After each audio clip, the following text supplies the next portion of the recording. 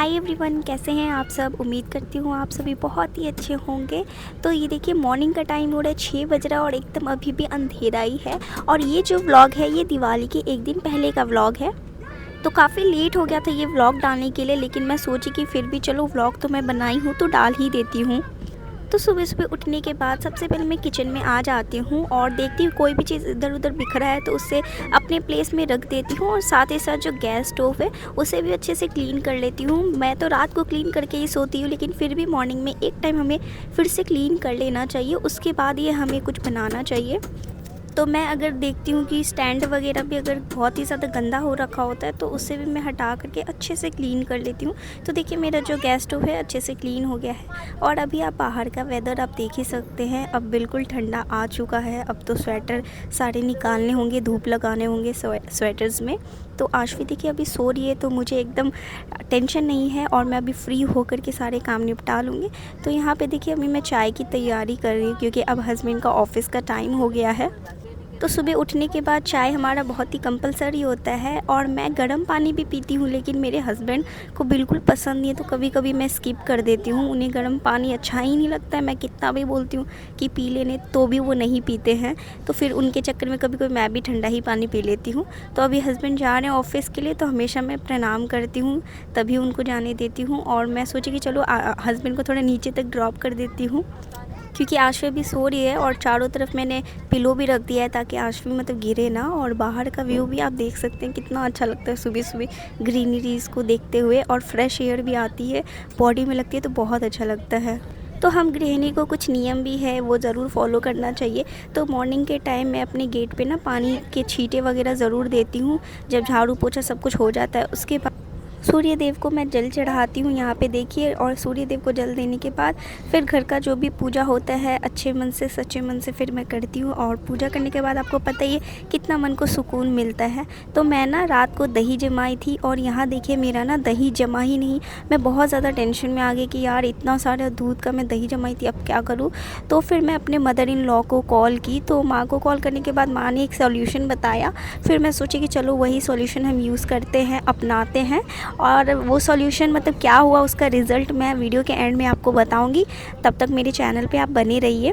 तो मेरी mother in law ने बोला कि जो तवा है उसे गैस पे चढ़ा दो और उसके बाद में ना तवा को थोड़ा हीट कर लेना, उसके बाद गैस ऑफ कर लेना और उसके बाद में दही होता है ना उसे ऊपर रख के अच्छे कपड़े से ना, मोटे कपड़े से उसे ढक देना और छोड़ देना शाम तक। तो चलिए हम देखते हैं कि शाम तक दही जमता है कि नहीं। और आज देखिए यहाँ पर मैं ना गार्लिक नूडल्स बना रही हूँ, तो सोचिए कि आप लोग के साथ भी ये रेसिपी शेयर कर देती हूँ। तो सबसे पहले कढ़ाई में मैंने पानी डाला, उसके बाद मैंने नूडल्स है उसे तोड़ करके डाल लिया। फिर हल्दी और थोड़ा सा रिफ़ाइन भी डाला ताकि वो आपस में चिपके ना। और तब तक हम थोड़ा वेजीज़ भी काट लेंगे। और यहाँ पे देखिए नूडल्स कितने अच्छे से हो गए और एकदम चिपचिपा भी नहीं है, बहुत ही अच्छे से हुआ है। तो अब क्या करेंगे, जो है कढ़ाई हम लेंगे उसे ना हाई फ्लेम में रखेंगे और पूरे जो रिफ़ाइन है, जो ऑयल है वो चारों तरफ हम फैला देंगे अच्छे से इस तरीके से, ताकि ना वो कढ़ाई में चिपके ना, स्टिक ना हो।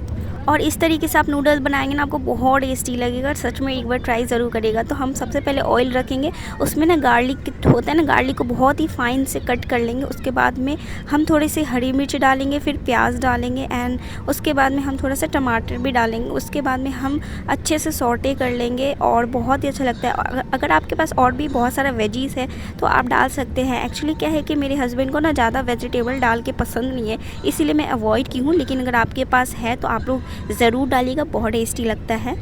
यहाँ पे देखिए मेरे नूडल्स कितने अच्छे से हो गया है, आपस में चिपका भी नहीं है और बहुत अच्छे से पका भी है। तो ये 80% पका हुआ है और 20% हम अभी अच्छे से इसे पकाएंगे। तो सारे वेजिस में हम डाल देंगे, साथ ही में हम ऐड करेंगे नमक, ब्लैक पेपर, उसके बाद में हम अजीनोमोटो ऐड करेंगे जो कि मोमोज़ में पड़ता है। ये ऑप्शनल है, आप डाल सकते हैं, नहीं भी डाल सकते हैं। उसके बाद में विनेगर ऐड करेंगे और उसे हम अच्छे से चाउमीन को, जो हमारा नूडल्स है उसे हम अच्छे से चला लेंगे इस तरीके से। और हाई फ्लेम में ही बनाइएगा क्योंकि आप देखते हैं ना रेस्टोरेंट वगैरह या ढाबा वगैरह में कितने हाई फ्लेम में बनाते हैं। साथ ही में यहाँ पे हम डालेंगे सोया सॉस, ग्रीन चटनी और रेड चिली सॉस डालेंगे।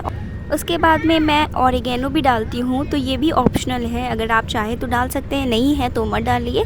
लेकिन मुझे बहुत पर्सनली पसंद है, इसीलिए मैं डाल करके बनाती हूँ, बहुत ही अच्छा लगता है। और फिर हम इसे अच्छे से चला लेंगे जब तक ये अच्छे से कुक ना हो जाए। और वेजिस थोड़ा सा कच्चा ही रहता है, ज़्यादा वेजिस तो पकता है नहीं नूडल्स में, आपको बताइए। और ऊपर से ना धनिया पत्ता डाल कर कैसे गार्निश कर लीजिएगा। और आपको पता है धनिया पत्ता के बाद कितना अच्छा टेस्ट आता है, अरोमा भी बहुत अच्छा आता है। तो यहाँ हस्बैंड का जो आप देख ही रहे ब्रेकफास्ट तैयार हो गया है। तो ब्रेकफास्ट में मैं हस्बैंड को नूडल्स दे रही हूँ, तो साथ ही साथ मैं थोड़ा एप्पल्स को भी कट करके दे रही हूँ, क्योंकि सिर्फ नूडल्स देना तो अच्छा नहीं है। और नूडल्स आपको पता ही है कि हेल्दी भी नहीं है एज अ ब्रेकफास्ट। तो आज बहुत ही मन कर रहा था तो नूडल्स ही बना ली और एप्पल भी दी हूँ, ताकि एप्पल थोड़ा हेल्दी है तो पहले एप्पल खा लेंगे, उसके बाद में फिर ये नूडल्स खाएंगे। तो एज अ ब्रेकफास्ट आप स्किप ही कर दीजिएगा, क्योंकि ये हेल्दी नहीं है। लेकिन अगर मन करे तो ज़रूर ब्रेकफास्ट में बना सकते हैं, लेकिन ये एज अ स्नैक्स के लिए अच्छा होता है और टी टाइम के लिए अच्छा होता है। अभी आशवी आप देख ही सकते हैं सो रही है, तो तब तक मैं अपना भी ब्रेकफास्ट कर लेती हूँ। तो मैं बस नूडल्स ही खाऊंगी, मिल्क वगैरह भी मैं लेती हूँ मॉर्निंग के टाइम में, लेकिन मैं सोची कि नहीं यार आज नहीं लूँगी, मुझे नूडल्स बहुत पसंद है, तो सोची कि नूडल्स ही खाऊंगी। और आपको पता है क्या, बहुत टेस्टी ये जो गार्लिक नूडल्स है ना, बहुत टेस्टी बना था। आप लोग ट्राई करिएगा, और जब भी गार्लिक डालिएगा ना, बहुत ज़्यादा गार्लिक डालिएगा और एकदम फाइन उससे ना चॉप करके। तो आशवी के उठने से पहले चलिए हम आशवी के लिए भी ब्रेकफास्ट बना लेते हैं, नहीं तो वो उठने लगेगी तो टाइम लग जाता है, तो बन नहीं पाता है जल्दी।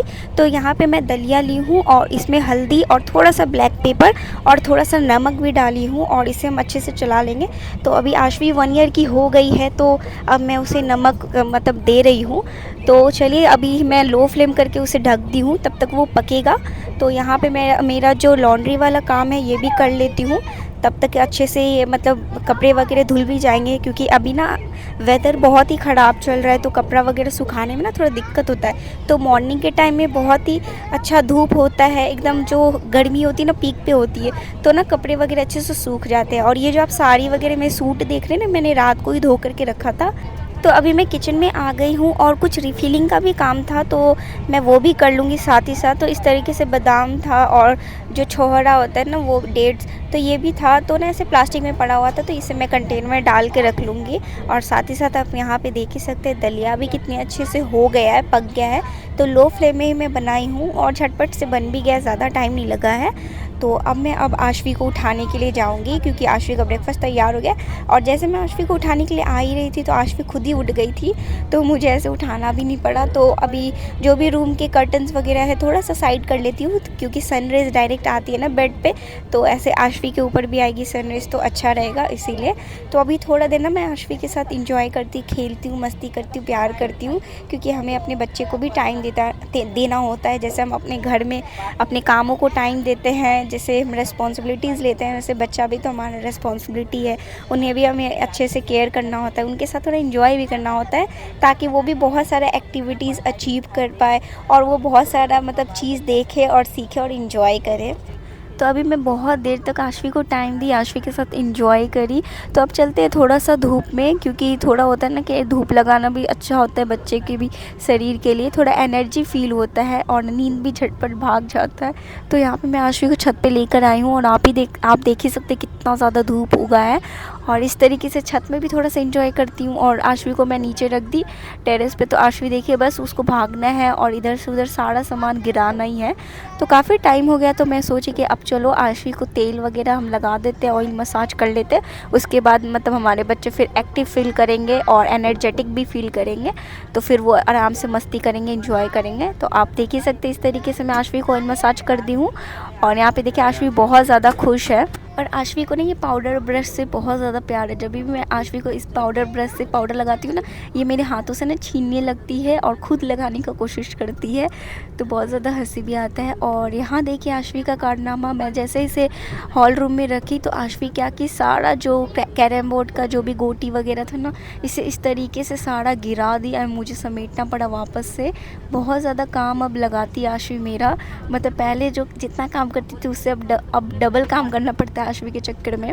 और मुझे पता है कि बहुत सारी हाउसवाइफ मेरी इस बात से सहमत होंगी, क्योंकि हम पहले नॉर्मल कर लेते काम तो हमारा झटपट ख़त्म भी हो जाता, लेकिन अब क्या होता है ख़त्म ही नहीं होता है, क्योंकि बच्चे ही इतने ज़्यादा गंदा करते हैं, तो हमें वापस से क्लीन करना होता है, तो बस इसमें भी आधा टाइम हमारा निकल जाता है।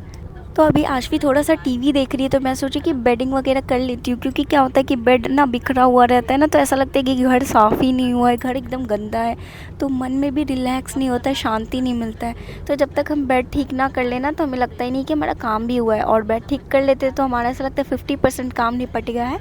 तो अभी बेड ठीक करने के बाद ही मैं आशवी को खिलाऊँगी। तो चलिए बातों-बातों में यहाँ पे मेरा बेड भी ठीक हो गया है, और ये बेडशीट कैसा लग रहा है आप लोग कमेंट सेक्शन में ज़रूर बताइएगा। तो अभी चलिए मेरा बेडिंग वगैरह काम हो गया है, अब किचन में आ जाते हैं। और आशवी के लिए जो दलिया बनाई थी वो मैं थोड़ा सा गर्म भी कर ली थी, हल्का सा, कि आशवी मतलब इतना गर्म की थी कि आशवी खा पाए। और चलिए अब मैं आशवी को खिलाऊंगी। लेकिन अब आशवी को क्या था कि बहुत ज़ोरों से भूख लग गया था, और मुझे ऐसा था कि एंगल वगैरह सेट करना था कैमरा का, तो इस चक्कर में थोड़ा लेट हो रहा था, तो आशवी बहुत ज़्यादा रो भी रही थी। तो इस तरीके से देखिए आशवी को इतना भूख लगा था कि खुद ही आके खा रही थी। लेकिन गाइस ट्रस्ट मी, आशवी बिल्कुल नहीं खाती है, मुझे बहुत मेहनत करना पड़ता है आशवी को खिलाने के लिए। और ज़्यादा से ज़्यादा वो 7-8 चम्मच ही खाएगी, उसके बाद तो खाती ही नहीं है। मतलब कितना भी उसे खिलाने का कोशिश करो, रो रो के एकदम अजीब सी हो जाएगी, लेकिन खाएगी नहीं। तो अभी ना आशवी टीवी देख रही है, तो यहाँ पे देखिए मैं डाइनिंग टेबल पे सारा फ्रिज का जितना भी सामान था सारा निकाल करके रख दी हूँ, और फ्रिज को भी हम अच्छे से क्लीन कर लेंगे। और यहाँ पे देखिए जब मैं फ्रिज खोलती हूँ ना, तब आशवी हमेशा फ्रिज के पास आ जाती है, उसको पता नहीं क्या मज़ा आता है। तो देखिए इतना सारा गंदा वगैरह निकला था फ्रिज के अंदर से, तो हम इसे अच्छे से क्लीन कर लेंगे। और साथ ही में जो भी पानी का बॉटल था और जो भी फ्रिज में मैं सामान रखती हूँ, तो सबको अच्छे से सेग्रीगेट करके हम इस तरीके से फ्रिज में डाल लेंगे। जो फ्रेश रूम में डालना होता है उसी में ऊपर में डालती हूँ, जैसे मिल्क वगैरह हो गया है, या डायरी वगैरह की सामान हो गया है, बटर जाम, या फिर हमारा जो चॉकलेट्स है, तो ये सारे मैं इस तरीके से फ्रेश रूम वाला जो कंटेनर है उसमें मैं डालती हूँ, और जो रैक बना हुआ है उसमें। और यहाँ पे और भी बहुत सारी सामान है, तो इस तरीके से हम लाइन वाइज अच्छे से हम रख लेंगे। फ्रिज क्लीनिंग हो गया तो मेरे मन को बहुत ही शांति मिल गया, क्योंकि बस एकमात्र फ्रिज ही बचा था जो दिवाली से पहले मुझे क्लीन करना था और बाकी था। तो चलिए फाइनली मेरा फ्रिज भी क्लीन हो गया। तो चलिए अब मैं आप लोगों को दिखाती हूँ, जो मैं दही वाला दिखाने वाली थी ना, कि मेरी मदर इन लॉ ने जो उपाय बताया, और उस उपाय से दही जमता है कि नहीं, तो चलिए देखते हैं। तो यहाँ पे आप देख सकते हैं फाइनली मेरा दही जम गया है, और मेरी सासू माँ का उपाय एकदम काम आ गया है। तो अगर आप लोगों के साथ भी कभी ऐसा होता है, तो आप लोग भी इस तरीके से दही को ज़रूर जमा सकते हैं दोबारा। सो गाइस आज के वीडियो में इतना ही। वीडियो पसंद आया तो लाइक शेयर एंड सब्सक्राइब ज़रूर करिएगा। मिलते हैं नेक्स्ट व्लॉग में, तब तक के लिए बाय बाय।